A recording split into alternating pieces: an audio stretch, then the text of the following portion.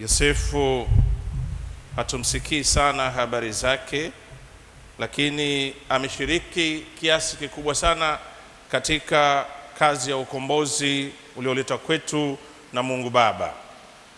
Na Mungu Baba, baada ya anguko la wazazi wetu wa kwanza, Mungu alianza mikakati hiyo ya kumkomboa mwanadamu kutoka utumwa wa dhambi.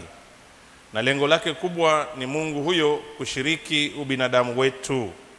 Na kushiriki ubinadamu wetu kwa njia hizo, sisi wanadamu tunawezeshwa kushiriki umungu wake.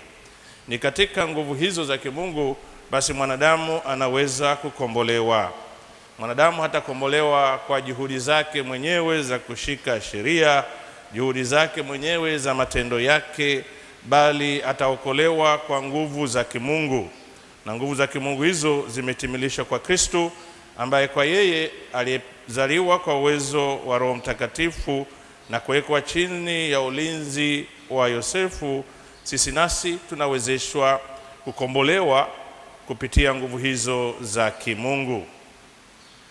Yosefu tumeambiwa kabla alipokuwa amemposa Mariamu, na katika mila za Kiyahudi kuposwa au ndoa, harusi ina hatua. Ni wakati ambapo Mariamu bado yuko kwa wazazi wake, ndiyo akaonekana ana mimba. Na kwa kawaida Yosefu alikuwa na wasiwasi. Inakuwaje mchumba wangu ana mimba hata kabla hatujaja kukaa katika nyumba moja? Ndio alipokuwa anafikiri sasa kuachana naye, kusema hapana. Lakini anapofikiri tu kuachana naye bila kutimiliza sheria, na sheria ni kwamba kama msichana anakutikana na mimba nje ya ndoa, anatakiwa wawawe kwa kupigwa mawe. Tumesoma hapa, japo alikuwa mtu kwa vile alikuwa mtu wa haki, asitake kumwaibisha, aliazimu kumwacha.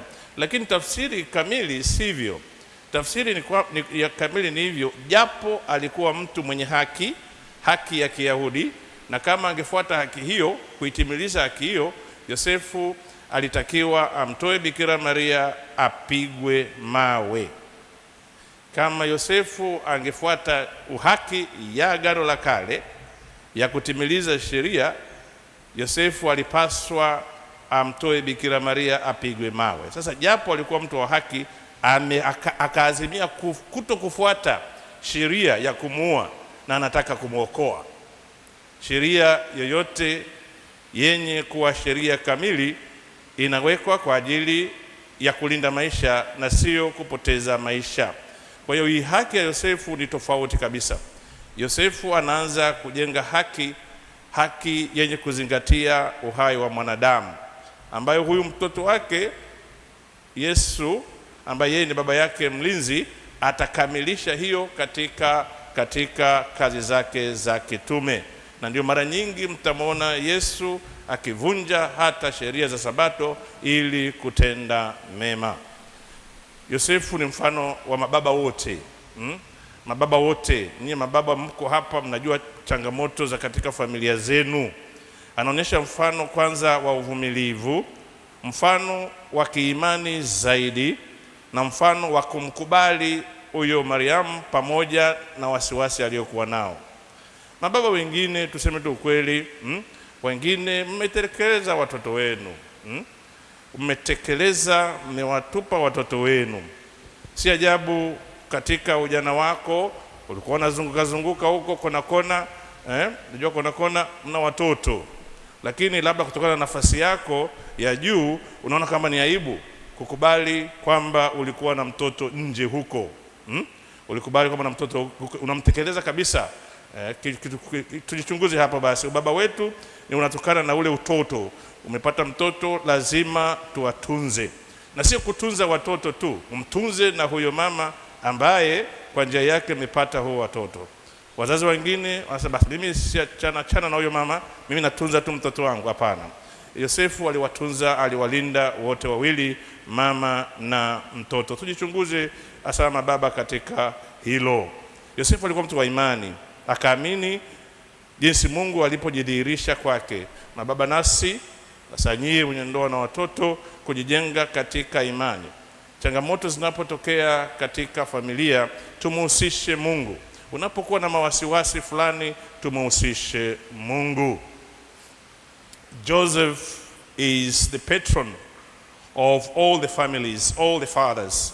He reveals a model of faith, relying on God, listening to what God says. He was confused when he found that Mary was pregnant, and he knew the pregnancy was not his. And as he was planning to divorce her, then the angel revealed to him that this pregnancy has come out of the power of the Holy Spirit. He believes what God revealed to him. You parents, you fathers, sometimes in your family, you might be filled with some suspicions. Sometimes even you say, this child does not resemble me. Is he or is she my child or what? Bring those suspicions to the Lord and let God teaches you how to cope with those challenges in your families. Take care of your family, both your wife, your mother, and children, as Joseph revealed to us through this feast of Joseph, the husband of Mary.